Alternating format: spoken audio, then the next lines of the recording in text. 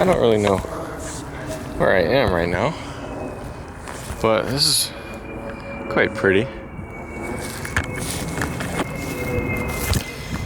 Oh, jeez. Yeah, I'm just in a field. There's hay here. Again, I've made another video like this in a place where I didn't know if I was allowed to be there or not. I think I was. But yeah. There's definitely cameras around here. But like, look at that view. Beautiful. I was gonna go to the grocery store, but I figured no, I'm not gonna go to the grocery store because it's only 3 p.m. and I don't want to go home just yet. So I just decided to go for a walk, and here I am. One of the things I was thinking about on my walks is about the walks themselves. Like, I go on these walks, and more often than not, I meet some pretty cool people. You won't balance on there, that's okay. I meet some pretty cool people, and we just talk for a while. Like yesterday. Was it yesterday? I think so. I met a guy named Mehmet. No, I met a guy named, no, it was the day before. I met a guy named Jihan. And he recently got broken up with his girlfriend, which is really sad. But he seemed to be taking it well. Anyway, he's a really interesting character. And I realized that whenever you meet anybody, they're sort of at like a turning point in their life. Everybody all the time is at a turning point. And you sort of never catch a break from it. Do I have any? I need to be resourceful. Actually, I probably have something in my bag to help with this. Yeah, so everybody is like constantly at a state in their lives where they're always changing, and it's like a critical point. And this sort of made me think a lot about how things are with me, how I feel about starting new things. And I often feel like, oh, I can't start this right now because it's not a perfect time at the moment, and I'll just wait until the right time comes. And a lot of people feel the same way, but that time never comes. It never arrives. Now might be a good time to test out my windscreen. Hold on. Oh no.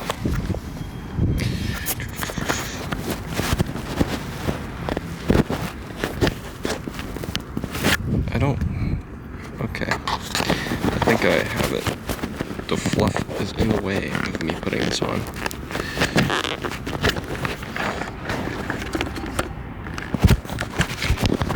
Bear with me here. There we go. Let me get the cloth back. Okay. Everybody's sort of at a turning point in their lives. And that was just an interesting observation to make. So now that I think about it, all of the things that I'm really happy I started at a time in my life where it was not optimal to start those things. For example, the first time I really got serious about Arch Linux, I was in the middle of exams. Like, that was probably the worst moment to start it because I should have been studying. But I think the thing that I'm most proud of, the thing that I'm most passionate about, or one of them at least, came from a desire to procrastinate or just do something regardless of whether the time was right or not. And so yeah, all these people, they have different experiences and different crises, different conflicts that they're going through at any given time. And you would like to believe that for the most part, your life is just boring and nothing is happening. And it is like intermittent. It's occasional, the things that go on that bring about change. But no, I think it's the opposite. I think those times that are mellow, those are the occasional times. And you don't get many of those. It's more or less just chaos most of the time. So with that realization, how do I make change in my own life? I think I need to take more leaps of faith when it comes to doing things that I believe I should be doing. I had a stupid idea for a web application, which was taking text conversations as input and doing like a chess analysis on them. I called it convanalysis, like conversational analysis. And this would be more targeted to the realm of like Tinder and dating apps, so that this AI could tell you exactly what you're doing wrong and what was a mistake and what was like a good move when it comes to like talking to women to get dates and stuff. I think it sounds stupid, but it was like a joke when I came up with the idea. I sort of came up with a prototype and it worked, but I never took it all the way. And recently, like within the last few months, I've seen these ads come up on like Instagram for Riz app, and Riz app is almost exactly what I was imagining for the web application that I wanted to make, or that I had started to make. So I find that often my ideas, I think they're stupid until I see that somebody else is doing it and making profit off of it later down the line. So even with like, you know, those rooms that you go into just to smash things, like what are they called, rage rooms? I had that specific idea when I was in elementary school. I thought, wouldn't it be cool if people paid to go to a room where they could just break stuff and get out their anger? And I told that idea to, I think it was either my mom or my brother, and they said it was stupid. I was like, oh, I guess it's stupid. But now we see that rage rooms are kind of like a popular thing, at least on the internet. So yeah, just little things. We often are our own worst critic, and that's been said a million bajillion times.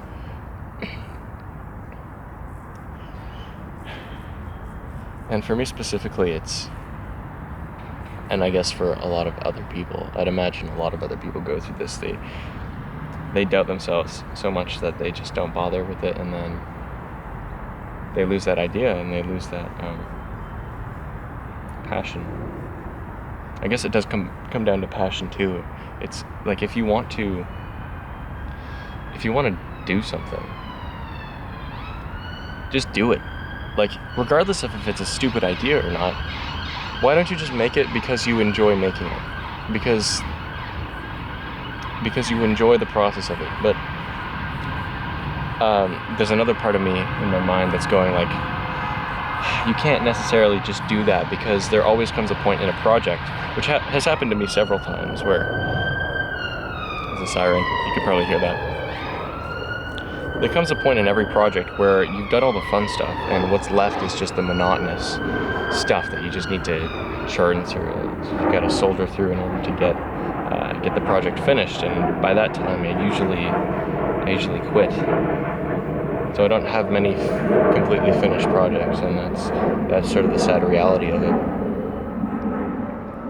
So it's a nice sentiment to say, like, don't worry about profits or anything. Just do it because you enjoy doing it, and it's something that you want to work on. But yeah, that's always a brick wall that lays in front of me at some point in the process there. But maybe it's a good thing anyway, just to do things out of passion, because at least you're doing something, you're learning stuff, right?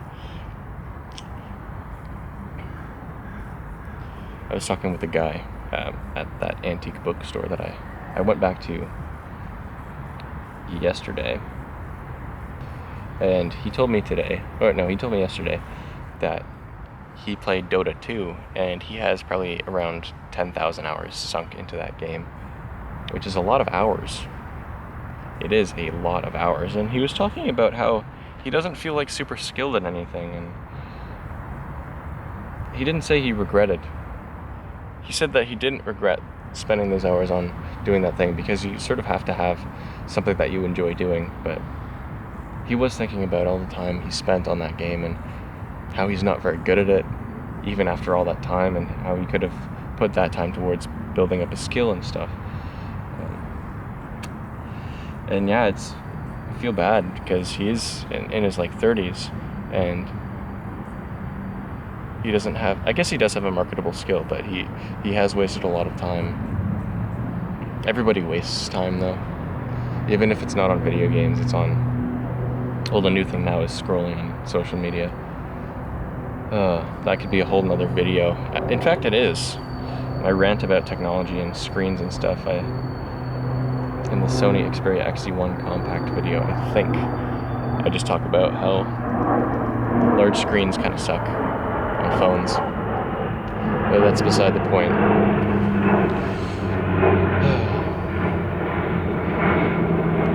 Yeah, it's just been on my mind recently a lot about distractions and how life goes, how things get in the way from what we want to do, and how often we make excuses for not doing things because this thing happened and it prevented us from doing that. And the bottom line is we're not doing the things that we're passionate about and the things that we want to do that give us a reason for living. So yeah.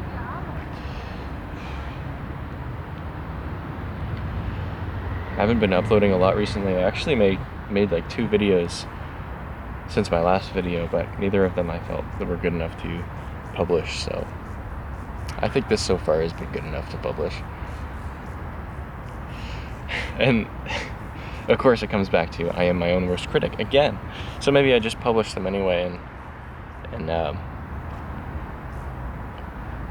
it's definitely surprising seeing the responses that I get on some of my videos and the feedback, and just like with views and comments and stuff. Oftentimes the videos that I think won't do as well do the best, and the videos that I think will do the best don't do great. It's very strange how it works here.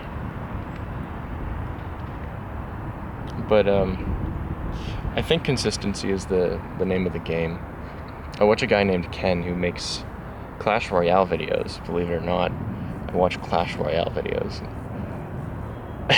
Sometimes I play the game on my friend's phone, but I'm not like, I don't play it. I do like listening to him talk. A lot of people like put his videos on in the background while they do stuff, and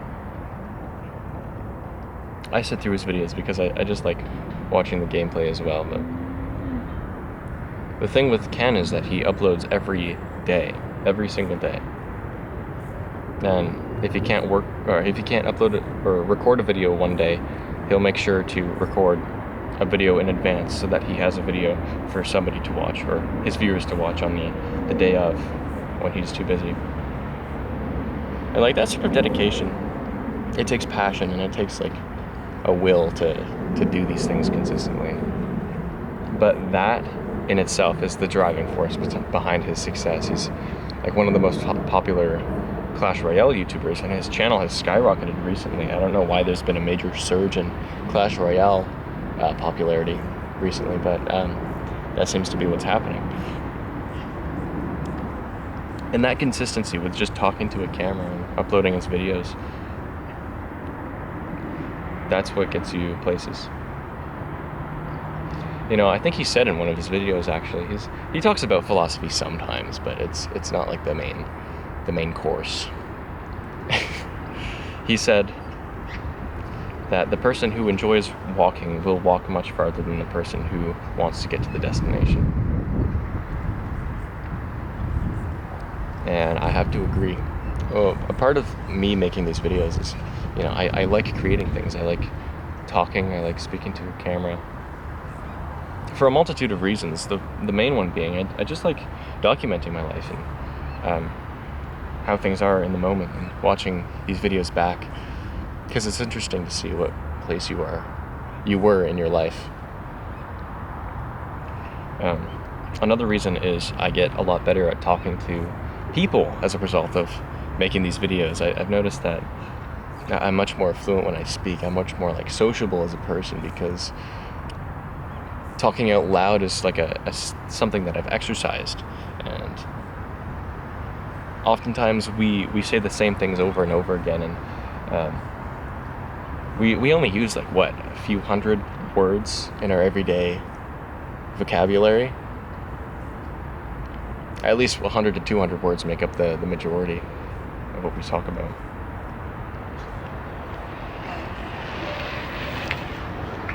The dude just was doing a wheelie. That was really cool on his electric bike. Anyway, if you say these words over and over again to a camera and you're like comfortable with saying stuff, it becomes so much easier to talk to people. To think of it like driving a car. I think of everyday actions very similar to how I think about driving a car. You need to do a certain number of, you need to do a lot of the things enough such that it becomes repetition, it becomes muscle memory. Those actions get stored in your cerebellum, and at that point you can focus your most of your cognitive resources toward doing the things that take up more of your higher faculties. By that I mean, if you're thinking about like, how do I move the shifter, moving the steering wheel and gas pedal at the same time, those two things feel very awkward to me and they're foreign. But as soon as you get like really good at that and it becomes second nature to you, then you can focus on like the rules of the road, that sort of thing. Those don't come until after. That's why you need, as like with a G1 license, you need somebody in the car beside you, and they're sort of like your eyes and ears when it comes to the rules of the road and like situational awareness. Well, of course you should be focusing on those things, but it's just like you can only do so much at once. And if your higher faculties are focused equally on the steering wheel and the gas pedal and the shifter and the blinkers, as they are focused on the situation, the environment that you're in, it becomes increasingly difficult to navigate in that world. So a lot of the times when I'm walking, I'm conscious of each step, which is very strange. I don't know if that'll ever go away. But yeah, more often than not, I'm thinking about each step as I take it and like where my hands are and all this stuff. I think social anxiety is just like living life in a manual car. As weird as that sounds. There's a helicopter going over.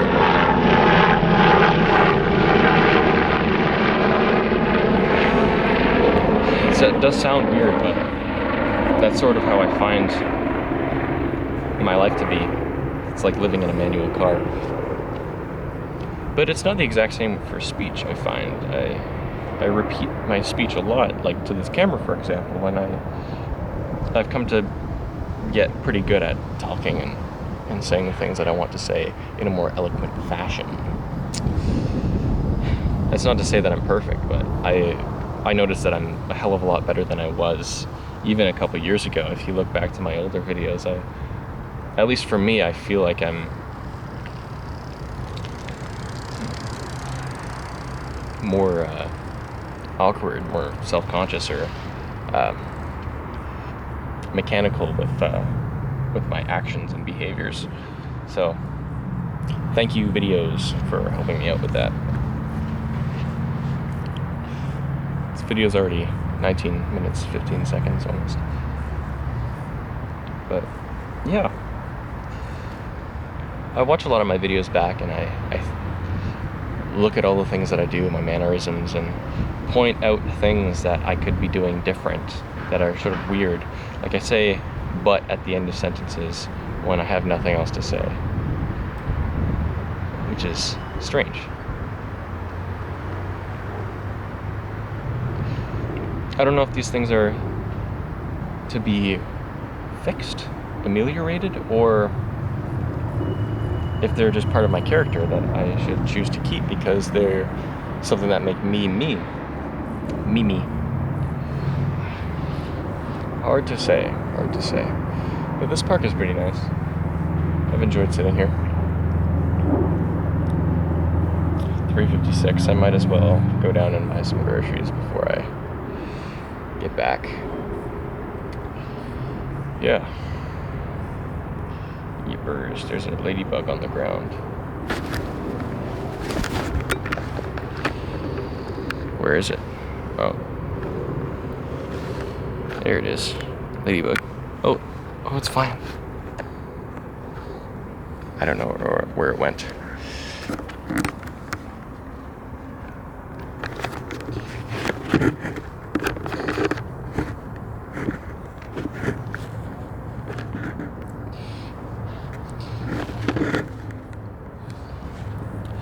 This is a really bad setup, but it's the best I got for right now. There. Huh. I don't think I have any more thoughts to tell you about. The main thing being, to summarize, everybody's got their own thing going on, and they're always in the midst of some turning point in their life, and